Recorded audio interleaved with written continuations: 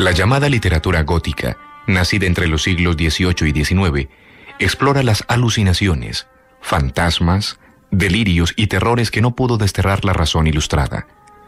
Publicados en revistas, estos relatos permiten asomarnos a los terrores de un mundo ya lejano y confrontarlos con los miedos de nuestra época.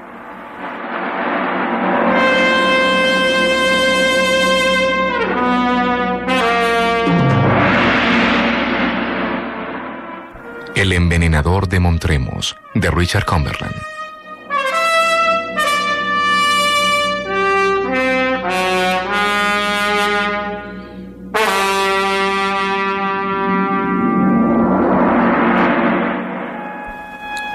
Un caballero portugués, al que ruego me permitan referirme con el nombre de Don Juan, fue procesado por envenenar a su hermanastra, hija del mismo padre después de dejarla embarazada. Durante los años anteriores al juicio, este caballero vivía solitario en su castillo en los alrededores de Montremos, pueblo situado en el camino que une Lisboa con Badajoz, guarnición fronteriza de España. Una vez que pasé por este pobre país, me enseñaron el castillo a unos 2 kilómetros de distancia. Se erguía en una vega rodeado de alcornoques en el lugar más melancólico que he visto nunca.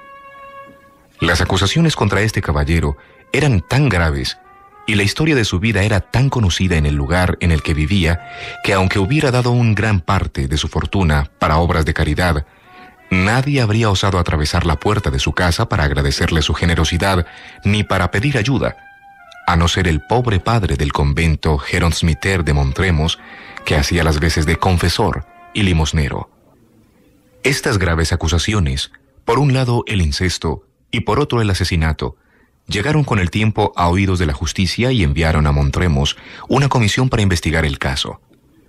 El presunto criminal no intentó escapar, sino que enseguida atendió el requerimiento judicial que se le hacía.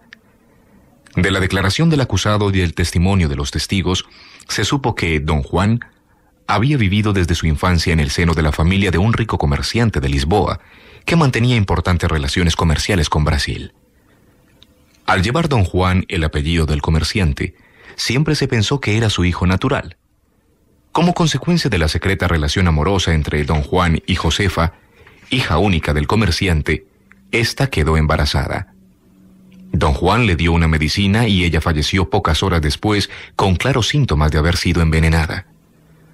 La madre de la joven murió pocos días después de su hija. El padre se cobijó en un convento mendicante y cedió todos sus bienes al supuesto asesino. Pero parecía como si en todo aquel relato los hechos escondieran algo extraño.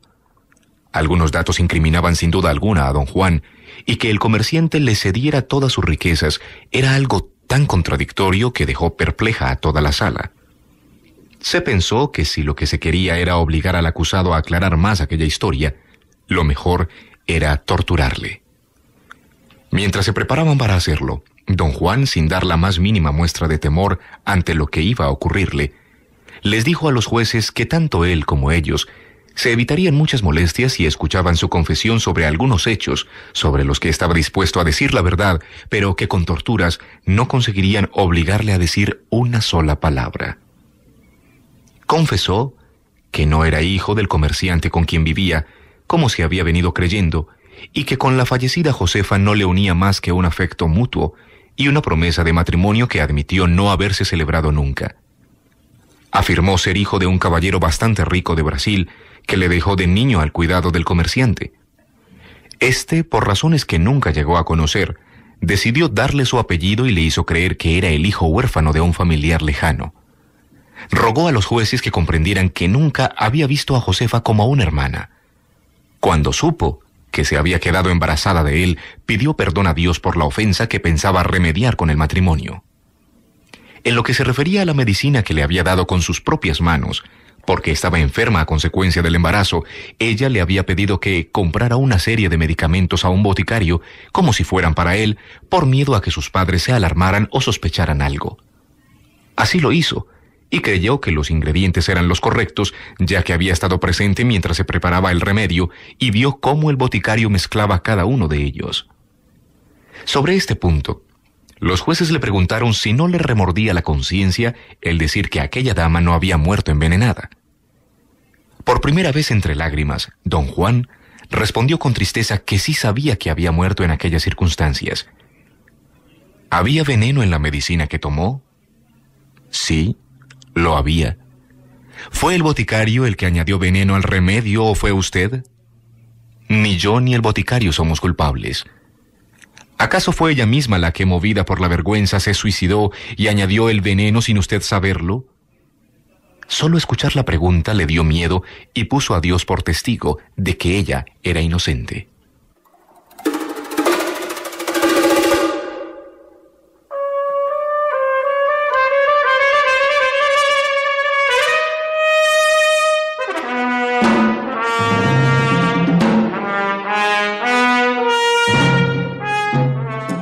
Su testimonio confundió a los jueces, quienes dejaron de interrogarle y empezaron a discutir la situación en voz baja. Uno de ellos le recordó al acusado que, de acuerdo con su confesión, había dicho que la hija del comerciante sí había muerto envenenada y que con sus palabras parecía querer desviar las sospechas que pudieran recaer sobre cualquier persona. Sin embargo, todavía quedaba una pregunta por hacerle, pregunta que, por ser comprometida, debía responder por su propio bien antes de que ellos, los jueces, ahondaran más en materia. La cuestión tenía que ver con los padres de la dama. ¿Fueron los padres los que mataron a su hija? No, contestó el acusado sin dudarlo. Estoy seguro de que en ningún momento sus infelices padres tuvieron esa intención y sería el peor de los pecadores si me atreviera a acusarles de ello. Ante esto, los jueces le amonestaron por estar haciéndoles perder el tiempo y ordenaron que entraran al potro de tortura. Le preguntaron por última vez si sabía quién había fabricado el veneno de Josefa, a lo que él contestó que sí, pero que las torturas no iban a hacerle hablar. Estaba cansado de vivir y podían acabar con él como creyeran conveniente. Ante esta muestra de soberbia, los jueces hicieron que le descubrieran el torso y que lo tumbaran en el potro. Un cirujano le tomó el pulso y los verdugos se prepararon para torturarle.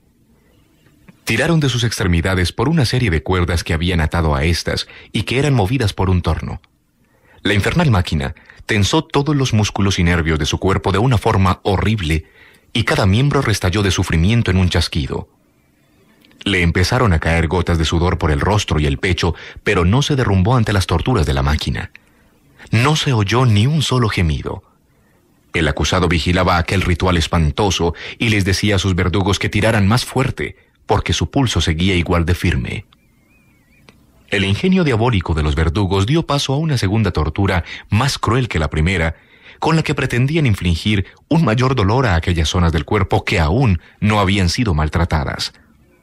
De repente, entró en la sala un monje. Pidió a los jueces que dejaran de torturar a aquel hombre inocente y que escucharan de sus labios la confesión del asesino. A una señal de los jueces, el verdugo destensó la máquina y las articulaciones volvieron a su sitio con la elasticidad de un arco. La sacudida hizo que don Juan se desmayara en el potro. Entonces el monje gritó: «Miserables malvados, mensajeros del infierno y súbditos del diablo, guardad vuestra máquina para los culpables y apartad vuestras manos sangrientas de los inocentes. Ante vosotros tenéis», y diciéndolo se levantó la capucha, «al padre y al asesino de Josefa». El asombro invadió toda la sala. Los jueces se pusieron de pie sorprendidos e incluso los diabólicos verdugos volvieron con terror y espanto las órbitas de sus ojos hacia el monje.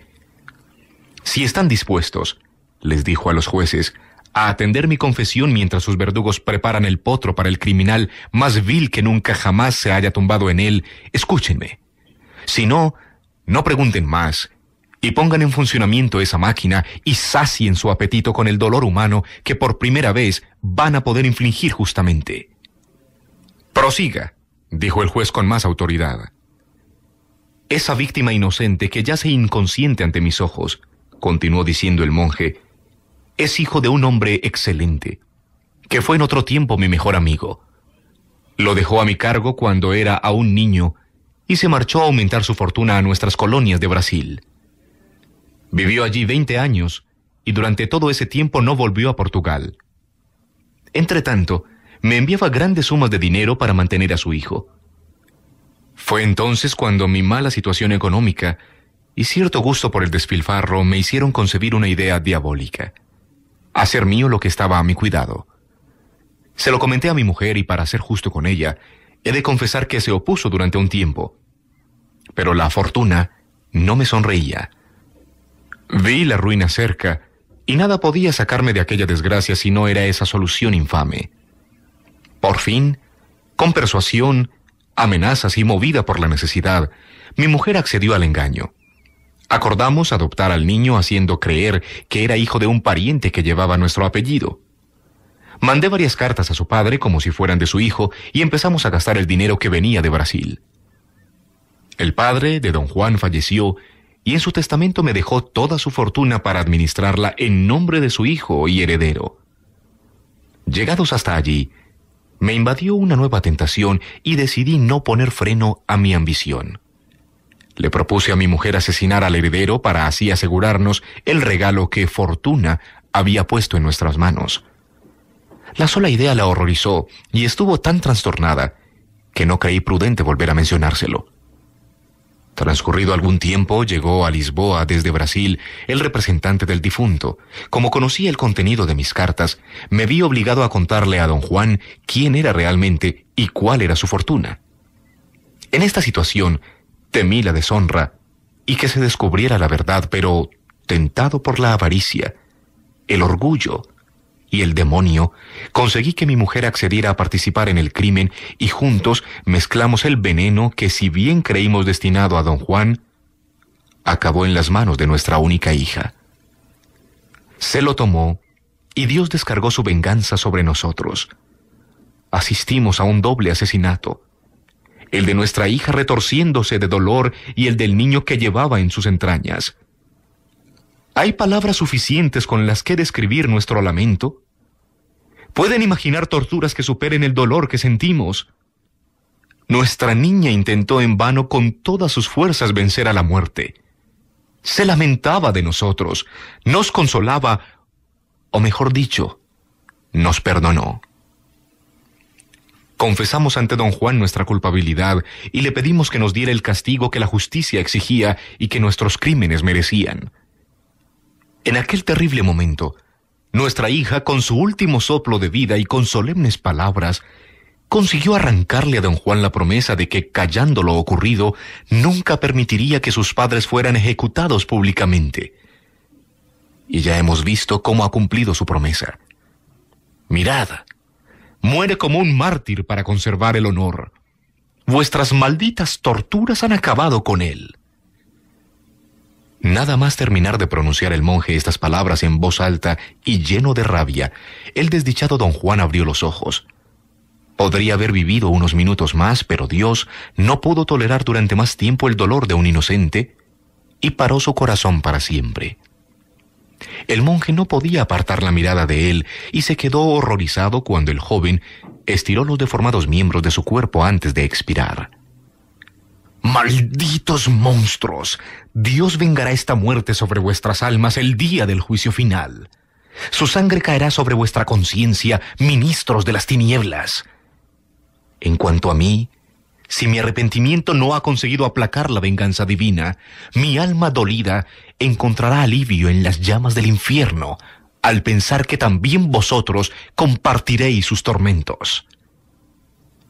Y tras decir esto con una voz que no parecía humana, se clavó un cuchillo en el corazón, y mientras la sangre salpicaba el suelo, cayó sobre el cuerpo de don Juan y murió sin proferir ni un solo gemido.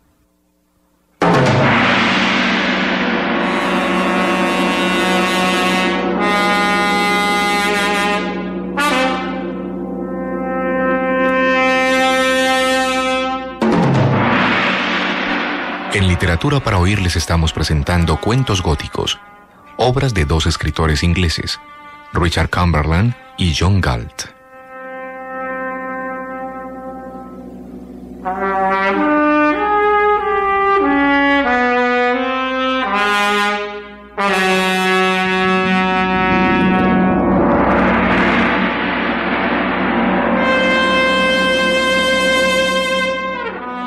El enterrado vivo, de John Galt.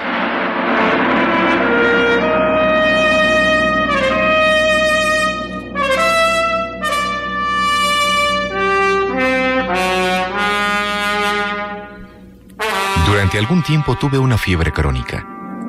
A medida que me iba sintiendo más débil, la sensación de vida se hacía más y más persistente. Por la mirada del doctor comprendí que había perdido toda esperanza de que me curara, y el triste murmullo de mis amigos me dio a entender que no había nada que hacer. Un día, a medida que se hacía de noche, me sobrevino la crisis. Un temblor extraño e indescriptible se apoderó de mí y comencé a oír un sonido que me recordaba el correr violento del agua. Alrededor de mi cama me pareció ver una infinidad de caras extrañas, luminosas y sobrenaturales, a las que les faltaba el cuerpo. Todo era luz y solemnidad. Intenté moverme, pero no pude. Hubo un instante de terrible desconcierto y cuando pasó, los recuerdos se hicieron más vívidos, pero no pude moverme. Escuché llorar cerca de mi almohada y la enfermera pronunció aquellas palabras: «Ha muerto». No puedo describir la sensación que me invadió. Hice todo lo posible por moverme, pero no fui capaz ni siquiera de parpadear. Un instante después, un amigo se acercó a mí. Entre sollozos y conmocionado por el dolor, me puso la mano sobre el rostro y cerró mis ojos. Todo se hizo oscuridad, pero yo podía oír, sentir y sufrir. Con los ojos cerrados, supe por los empleados de la funeraria que mi amigo había salido de la habitación y enseguida comenzaron a hacer los preparativos para amortajarme. Su falta de consideración era aún más terrible que el dolor de mis amigos. Se reían al moverme y trataban a lo que creía era un cadáver con la grosería más sorprendente. Una vez preparado y sin la presencia de estos miserables, comenzó la degradante formalidad del duelo. Durante 3 días vinieron a verme varios amigos. Les oía hablar de mí en voz baja y más de uno me tocó con el dedo. Al tercer día, alguien comentó el olor a muerto que había en la habitación. Levantaron el ataúd. Me levantaron y tumbaron dentro. Mi amigo me colocó la cabeza en la que iba a ser mi última almohada y noté cómo sus lágrimas caían en mi rostro. Cuando todos los que sentían algo por mí habían pasado para verme dentro del ataúd, oí que se marchaban. Los de la funeraria colocaron la tapa y la atornillaron. Eran 2 hombres y uno de ellos se fue antes de cerrar el ataúd. El que se había quedado silbaba mientras apretaba los tornillos, pero comprobó que estaba bien cerrado y terminó su trabajo en silencio. Entonces me dejaron solo. Todos huyeron de la habitación. Yo sabía que todavía no me iban a enterrar, y aunque estaba allí en silencio e inmóvil, todavía tenía esperanzas, pero no duraron mucho. Llegó el día del entierro, noté que levantaban el ataúd y se lo llevaban. Oí y sentí cómo lo colocaban en el coche fúnebre. Había mucha gente, algunos hablaban de mí con tristeza. El coche comenzó a moverse. Sabía que me dirigía a la tumba. Se detuvo y sacaron el ataúd. Por el movimiento descompensado supe que me llevaban en hombros. Se pararon. Oí cómo tiraban de las cuerdas que rodeaban el ataúd y sentí cómo se balanceaba. Lo bajaron y lo apoyaron en el fondo de la tumba. Tiraron las cuerdas encima de la tapa, oí el ruido al caer. Hice un esfuerzo terrible por moverme, pero era imposible allí dentro. Poco después, echaron varios puñados de tierra sobre el ataúd. Hubo otro silencio. Entonces utilizaron la pala. El ruido que hizo contra la caja fue mucho mayor que el de un trueno. Pero yo no podía hacer nada. El ruido se fue haciendo cada vez más imperceptible y por el eco que había ahora en el ataúd supe que la tumba ya estaba llena y que el sepulturero estaba pisoteando la tierra y dándole con la pala. Paró y el silencio lo inundó todo. No podía saber cuánto tiempo pasaba. El silencio continuaba. Esto es la muerte, pensé, y estoy condenado a permanecer bajo tierra hasta la resurrección. Dentro de poco, mi cuerpo se corromperá y el gusano epicúreo, al único al que le gusta la carne humana, se dará un banquete preparado para él con sumo cuidado. Mientras pensaba en estas cosas repugnantes, oí un pequeño ruido en la tierra debajo de mí y supuse que eran los gusanos y las alimañas de la muerte que venían a buscarme. Pronto los topos y las ratas de la tumba se presentarían allí. El ruido se fue haciendo cada vez más fuerte y nítido. Podría ser, pensé, que mis amigos sospecharan que me habían enterrado demasiado pronto. Aquella esperanza fue como una luz que brillara a través de la penumbra de la muerte. El ruido cesó y sentí las manos de algún horrible hombre tocándome el cuello. Me sacaron del ataúd por la cabeza. Volví a sentir el aire puro, pero hacía un frío que penetraba los huesos. Se me llevaron a toda prisa. Pensé que a juzgarme o tal vez al infierno. Cuando habíamos recorrido ya cierta distancia, me dejaron caer como si fuera un terrón de tierra, pero aquello no era el suelo. Un instante después comprendí que estaba en un coche de caballos. Por 2 o 3 frases que oí de la conversación, me di cuenta de que estaba en manos de 2 de esos ladrones que se dedican a profanar tumbas y a vender los cuerpos de familiares, hijos y amigos. Mientras el coche traqueteaba por el pavimento de las calles, uno de los ladrones cantaba canciones obscenas. El coche de caballos se detuvo y me sacaron de allí. El cambio de temperatura y lo cerrado del ambiente me hizo comprender que me habían llevado a una habitación. Me quitaron sin ninguna delicadeza el sudario y me tumbaron desnudo en una mesa. Por la conversación de aquellos 2 tipos con el empleado que les había dejado entrar, me di cuenta de que me iban a diseccionar aquella misma noche. Aunque todavía tenía los ojos cerrados y no veía nada, escuché el bullicio de los estudiantes de anatomía que se congregaban en la habitación. Algunos se dispusieron en torno a la mesa y me examinaron con minuciosidad. Estaban encantados de que les hubiera llevado un tipo en buen estado. Por fin llegó el profesor. Antes de empezar la disección, les propuso realizar conmigo un experimento galvánico y trajeron el aparato. La primera sacudida me recorrió todos los nervios que resonaron y vibraron como las cuerdas de un arpa. Los estudiantes se quedaron admirados ante el efecto convulsivo que produjo. La segunda sacudida me hizo abrir los ojos y la primera persona a la que vi fue al doctor que me había atendido. Pero todavía estaba muerto. Sin embargo, entre los rostros de los estudiantes pude ver algunos que me resultaban conocidos. Con los ojos abiertos, escuché a varios pronunciar mi nombre con miedo y tristeza y con el deseo de que les hubiera tocado otro tipo. Cuando terminaron con el experimento galvánico, el profesor cogió el bisturí y me hizo una incisión en el pecho. Sentí una especie de crujido horrible por todo el cuerpo, seguido por un temblor. Todos los allí presentes lanzaron un grito de terror. El hielo de la muerte se había resquebrajado y yo había superado la catalepsia.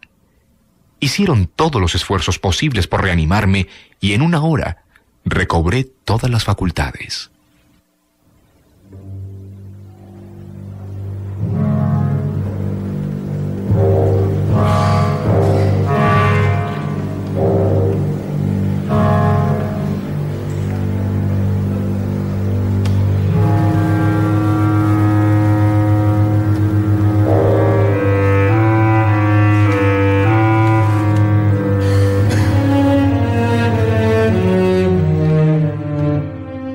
En literatura para oír les hemos presentado cuentos góticos: El envenenador de Montremos de Richard Cumberland y El enterrado vivo de John Galt, escritores ingleses.